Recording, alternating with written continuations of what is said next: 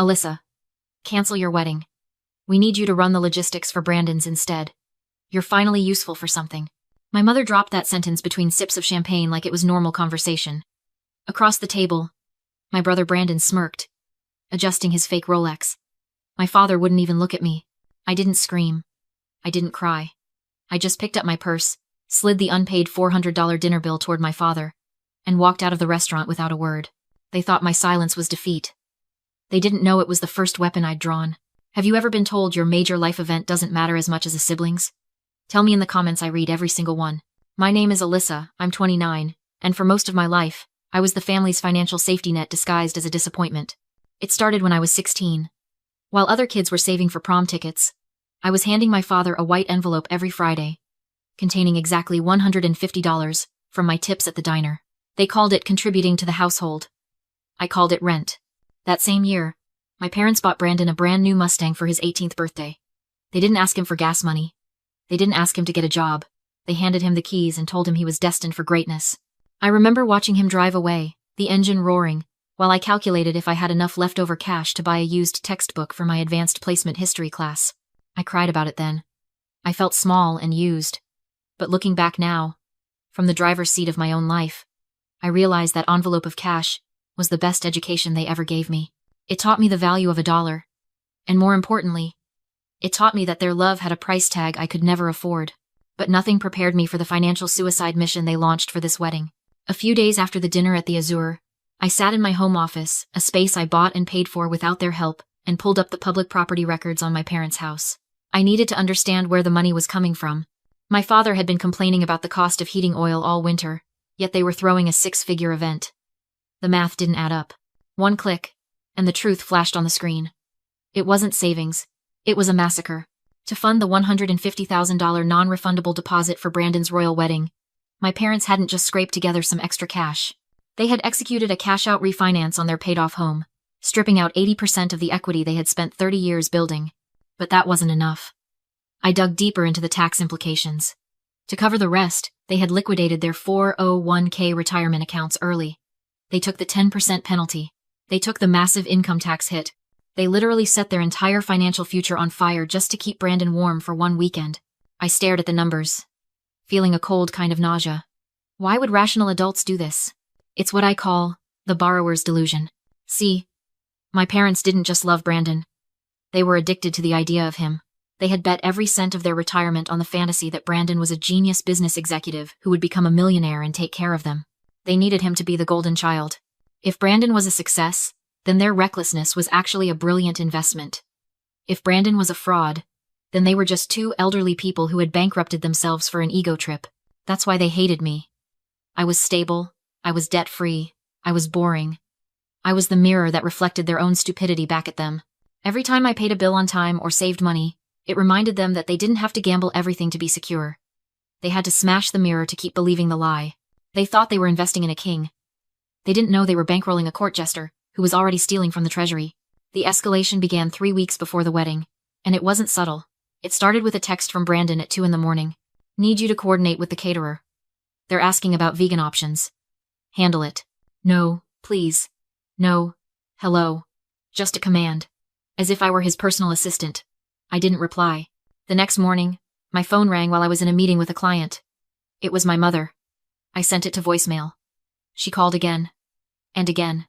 17 times, in 20 minutes. Finally, I stepped out into the hallway and answered. What is the emergency? I asked, my heart pounding. Why aren't you answering your brother? She shrieked. He's stressed out of his mind. He needs you to manage the vendor contracts. You know he's not good with details. I have a job, Mom, I said, keeping my voice low. And I have my own wedding to plan. Remember? The one you told me to cancel? Don't be selfish, Alyssa, she snapped. Brandon is the heir apparent to the Sterling Empire. This wedding is a networking event for his future. Yours is just a ceremony. Prioritize the family. I'm not doing it, I said, and hung up. That afternoon, they showed up at my apartment. All 3 of them. I opened the door to find Brandon standing there in a suit that cost more than my car, flanked by my parents like bodyguards. He pushed past me into the living room without waiting for an invite. Where's Julian? He asked, looking around with a sneer. Out fixing a toilet somewhere? Julian is working, I said, leaving the door open. What do you want? We need to talk about your attitude, my father said, stepping inside. Your brother is under immense pressure. The least you can do is help him coordinate. I told you no, I said. I'm busy. Brandon laughed. He walked over to my desk and picked up a framed photo of Julian and me. Busy doing what? Crunching numbers for chump change? Look, Alyssa, let's be real. Julian is a handyman. You're a glorified accountant. Neither of you understands the stakes here. He set the photo down face down. I'm going to be vice president of sales by Christmas, he announced, puffing out his chest. Mr. Sterling himself is coming to the wedding. This event has to be flawless. If I land this promotion, I'll be making enough to buy and sell you 10 times over. I looked at him, really looked at him. The arrogance, the entitlement, the absolute certainty that the world existed to serve him. You really think you're getting that promotion? I asked quietly. It's a done deal, he scoffed. Sterling loves me. I'm the golden boy. That's why Mom and Dad put up the money. It's an investment in the winning horse. My mother nodded eagerly. Exactly. We're investing in the future. And you need to get on board, Alyssa. Stop being jealous and start being useful. Jealous, I repeated. Yes, jealous, Brandon shouted. Because I'm the one going places. I'm the one who matters. And you're just the help. So act like it. He smirked at me. That same smirk he'd used since we were kids when he broke my toys and blamed me for crying. Fine, I said. The word tasted like ash, but it was necessary. I'll be there. Good, my father said, patting Brandon on the back. See? She just needed a reminder of her place. They left, high-fiving each other in the hallway. They thought they had won. They thought they had crushed me back into submission. I closed the door and locked it. Then I turned around and looked at the empty apartment. They didn't know that Julian wasn't fixing a toilet. He was in a boardroom across town, signing the final acquisition papers for a chain of luxury venues, including the Gilded Manor, the very place Brandon had just booked. And they certainly didn't know about my job. Glorified accountant. Brandon had called me. I walked to my desk and opened my laptop. I logged into the secure portal for the Sterling Group. I typed in my credentials. User. A. Vance.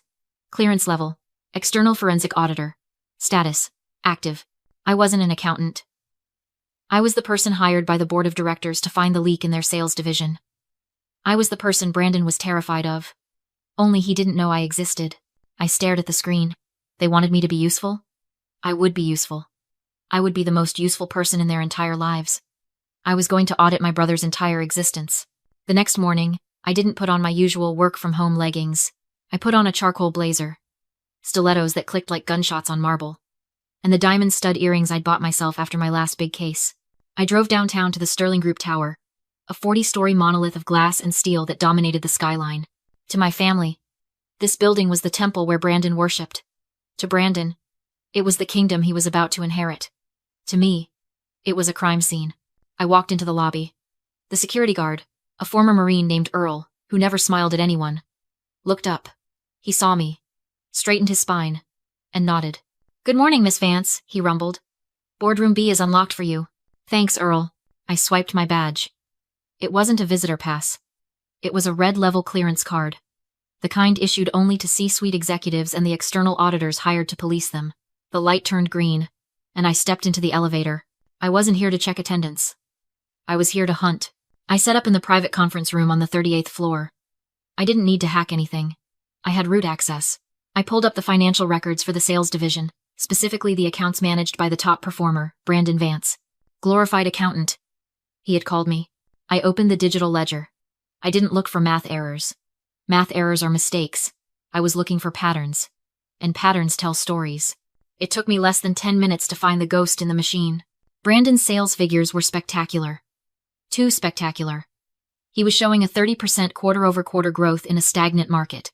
I clicked on his top 3 new clients: Apex Global Solutions, Vertex Media, and North Star Consulting. I ran a quick cross-reference with the Secretary of State's database. Apex Global, dissolved in 2019. Vertex Media. The registered address was a UPS store mailbox in a strip mall in Nevada. North Star Consulting. Didn't exist. My brother wasn't a sales genius. He was a fiction writer. He was creating fake invoices to inflate his sales targets, triggering massive performance bonuses for himself. But where was the money coming from to pay these invoices? I followed the cash flow. He was funneling the marketing budget money meant for ads and client dinners into vendor payments to these fake companies. And here was the kicker. I traced the routing number for Vertex Media. It looked familiar. I pulled up my own banking app and checked my transfer history, specifically the $2,000 I had sent Brandon for his car repair last year. The routing numbers matched. He was wiring company money directly into his personal PayPal account. He wasn't just cooking the books. He was burning down the kitchen. The total embezzled amount over 3 years was just over $400,000. I sat back in my chair, feeling a cold, hard knot in my stomach. This wasn't just unethical.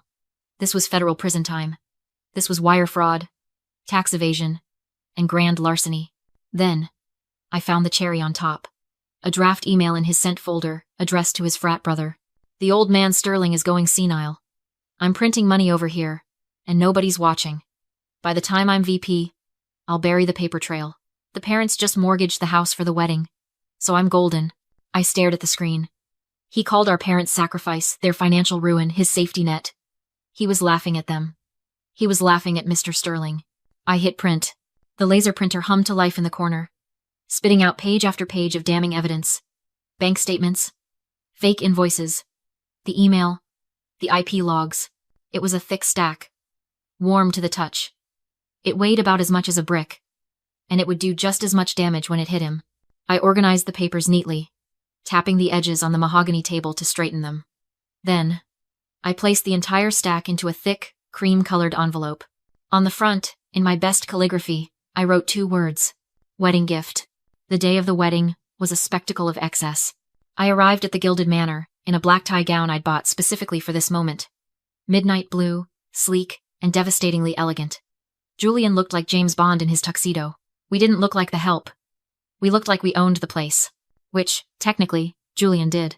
We walked through the iron gates, past the fountains spouting champagne, and into the grand ballroom. It was breathtaking.